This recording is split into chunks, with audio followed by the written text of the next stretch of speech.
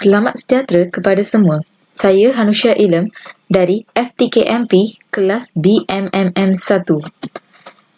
Saya dari kumpulan 6 iaitu nama kumpulan saya ialah 6 Division. Hari ini kumpulan saya ingin membentang tajuk falsafah dan isu semasa dari aspek ke arah melahirkan masyarakat sejahtera. Seterusnya, saya ingin mengenalkan ahli kumpulan 6 Division. Pertamanya, Chai Wong Ji. Subtopik yang diambil oleh Chai adalah ekologi dan kepentingan.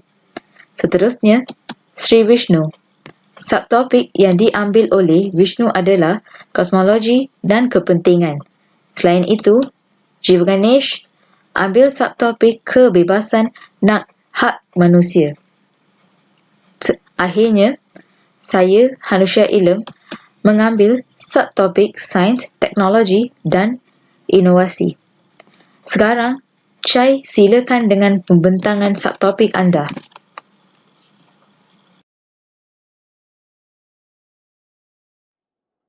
Sekarang izinkan saya menjelaskan bahawa bagaimana ekologi sangat penting dalam membangunkan masyarakat sejahtera.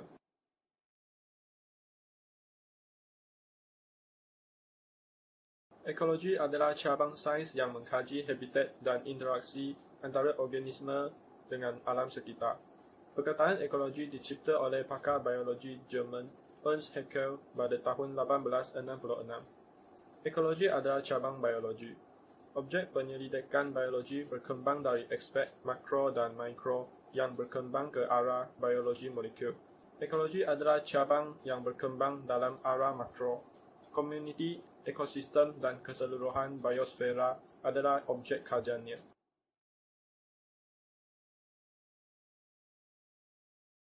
Tujuan topik ini adalah untuk menganalisis peranan ekologi dalam pembangunan masyarakat yang sejahtera.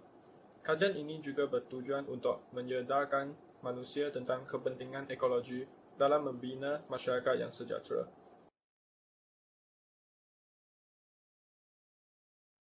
Masalah utama yang dihadapi dalam membangunkan masyarakat sejahtera dari aspek ekologi adalah pelbagai kesan yang disebabkan oleh kemusnahan manusia terhadap keseimbangan ekologi seperti bencana alam, virus dan kekurangan sumber daya. Pelepasan besar-besaran disebabkan oleh pengeluaran dan penggunaan besar-besaran masyarakat kini juga merupakan masalah yang tidak dapat diabaikan. Ekologi menunjukkan bahawa biosfera bumi tidak dapat menahan terlalu banyak aktiviti manusia yang ganas dan boleh mencemarkan alam sekitar kerana akan menyebabkan serangkaian masalah dan bencana yang disebabkan oleh gangguan keseimbangan ekologi. Pencemaran alam sekitar, kekurangan tenaga, kekurangan sumber daya dan krisis lain dalam pembangunan ekonomi dan sosial juga akan mengakibatkan masyarakat yang huru-hara dan sangat merugikan pembangunan masyarakat yang sejahtera.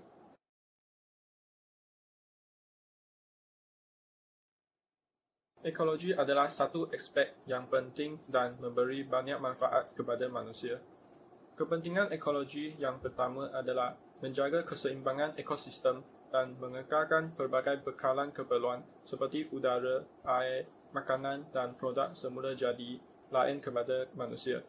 Dengan sokongan sumber daya kelangsungan asas ini, masyarakat manusia dapat berkembang dengan aman dan tidak lagi memperjuangkan sumber daya. Ekologi adalah sokongan untuk pembangunan ekonomi dan masyarakat yang lestari.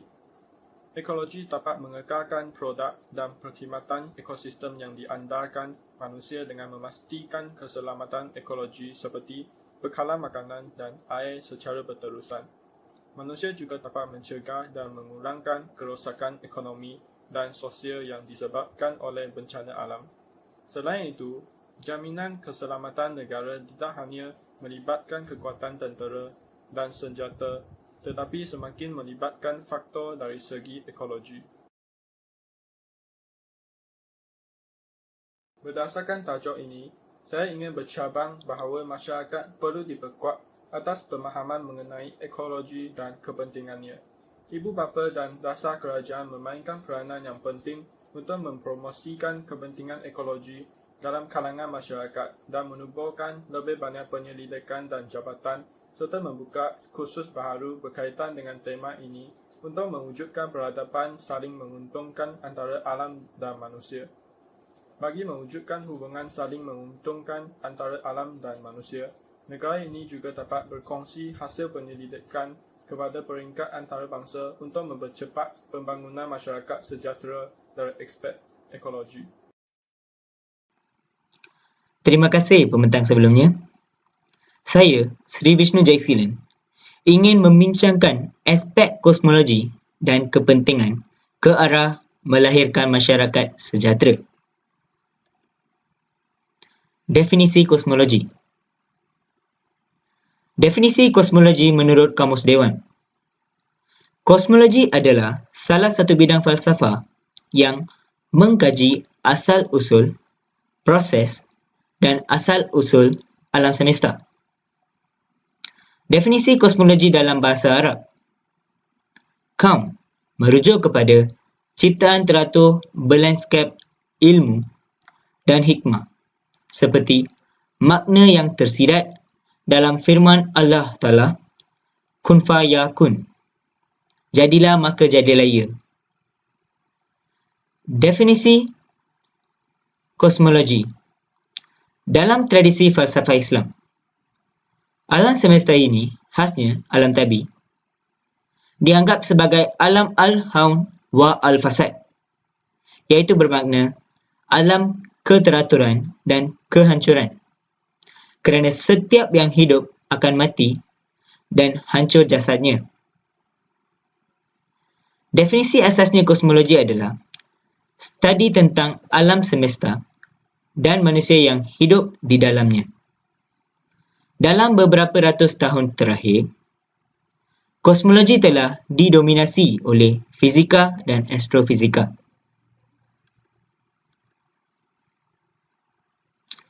Kosmologi boleh dibahagikan kepada tiga, iaitu kosmologi fizik, kosmologi filosofis, dan kosmologi religius. Kosmologi fizik. Sunting sumbernya adalah ledakan dahsyat, iaitu Big Bang, nukleosintesis dentuman dahsyat, pembentukan, evolusi galaksi, dan lain-lainnya. Kosmologi filosofis. Kosmologi filosofis sunting sumbernya adalah seperti filosofik pre-Sokratik, prinsip entropik, dan lain-lainnya.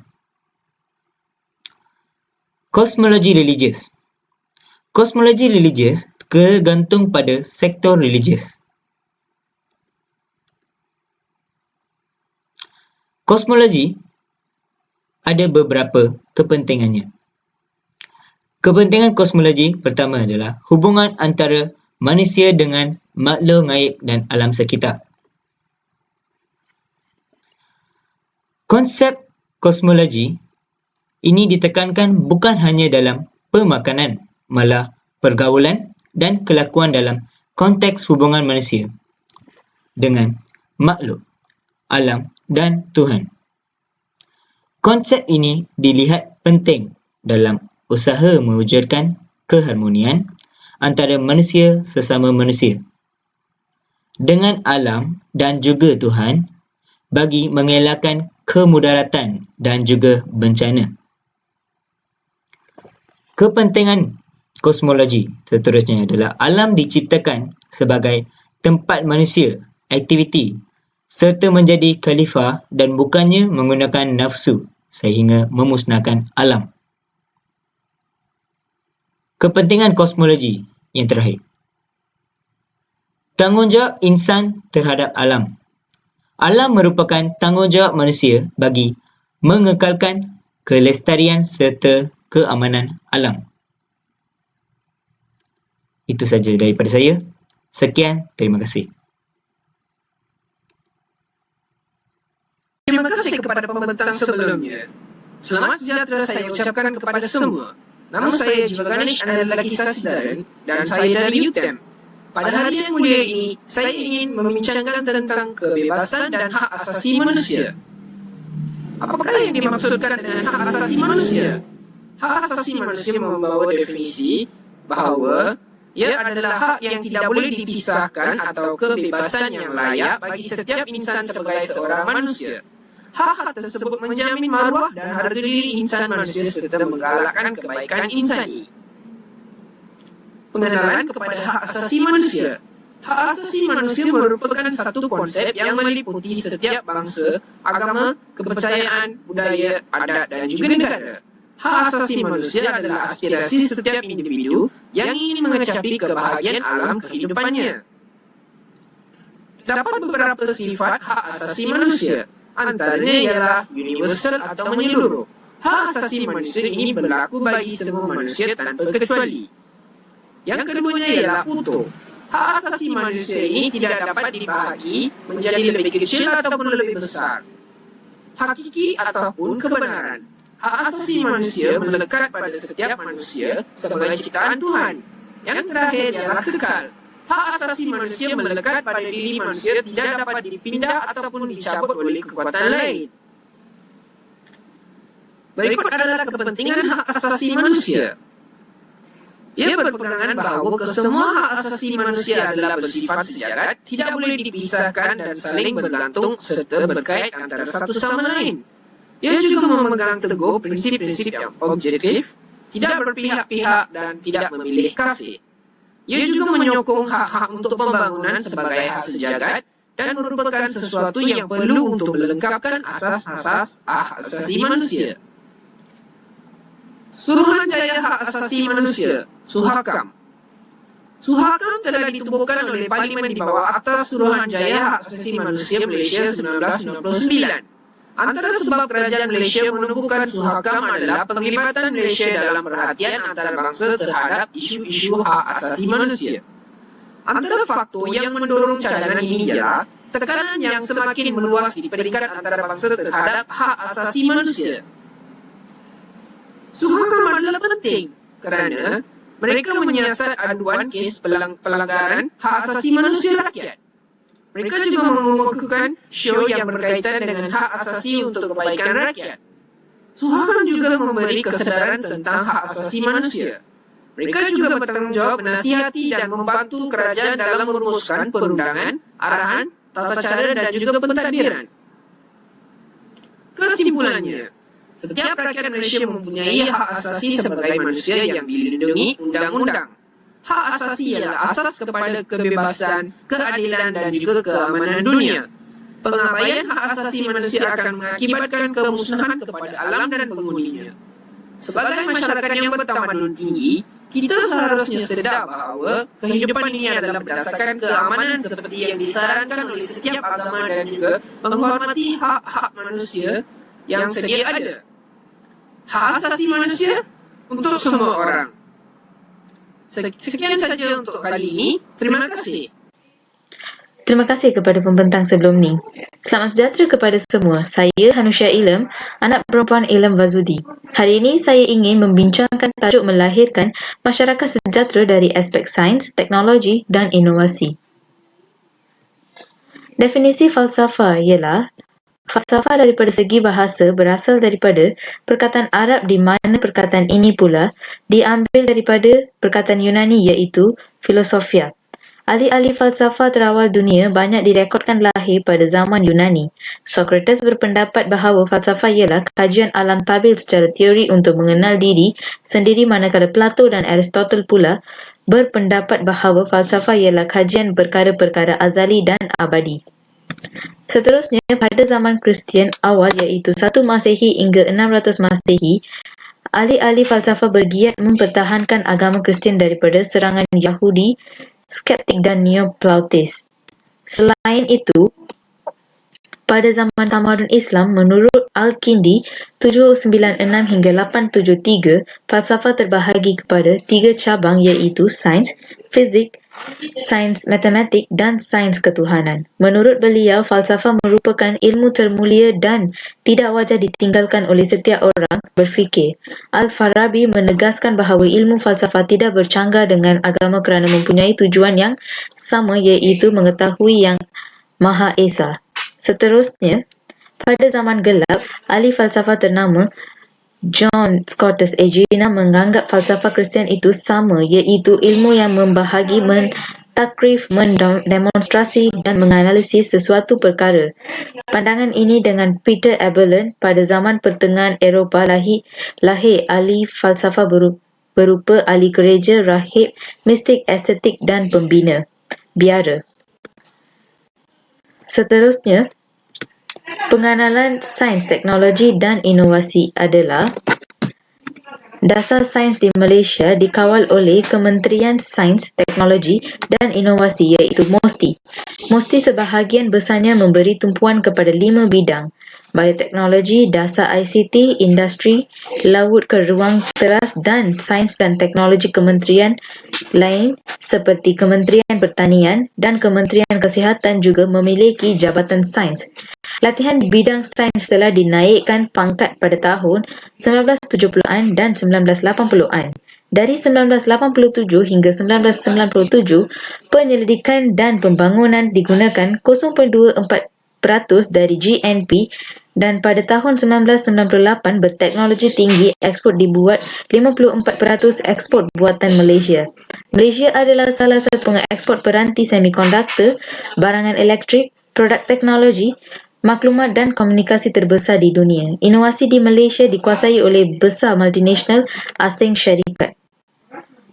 Seterusnya, kepentingan sains, teknologi dan inovasi. Pertama sekali, sains dan teknologi adalah memudahkan urusan manusia di pejabat. Selain itu, memudahkan komunikasi atau perhubungan sesama manusia. Proses pembelajaran dan pengajaran di sekolah lebih menarik serta efisien dan kehidupan suri rumah menjadi lebih mudah dan teratur. Seterusnya, dasar sains, teknologi dan inovasi. Memberi fokus kepada usaha-usaha meningkatkan keupayaan berdikari dalam bidang saintifik dan teknologi untuk membantu aktiviti ekonomi dengan cara mewujudkan suasana yang baik untuk menggalakkan penciptaan saintifik dan memperbaiki infrastruktur dalam bidang saintifik, pelajaran dan lain-lain bidang yang berkaitan. Tambahan pula, latar belakang sains, teknologi dan inovasi merupakan kemajuan dalam semua aspek kehidupan termasuk dari segi ekonomi, politik, sosial, kerohanian, psikologi dan kebudayaan. Seterusnya, kemajuan keupayaan sains dan teknologi iaitu S dan T adalah cabaran yang ke-6 di antara 9 cabaran yang disenaraikan. Sebuah masyarakat yang bukan sahaja dapat memanfaatkan teknologi masa kini tetapi turut menjadi penyumbang kepada kemajuan peradaban sains dan teknologi pada masa hadapan. Seterusnya, dalam melaksanakan dasar ini, Wawasan 2020 telah mengenal pasti beberapa masalah perindustrian iaitu terlalu sempit dan sebahagian besar ekspor barangan pengeluaran bergantung kepada barangan elektrik dan elektronik serta tekstil sahaja. Selain itu, industri perkilangan di zon perdagangan bebas, namun permintaan mereka terhadap barangan perantaran tempatan amatlah kecil. Seterusnya, peningkatan nilai barangan yang kecil dan kos pengeluaran yang kian meningkat. Sekian daripada saya. Terima kasih.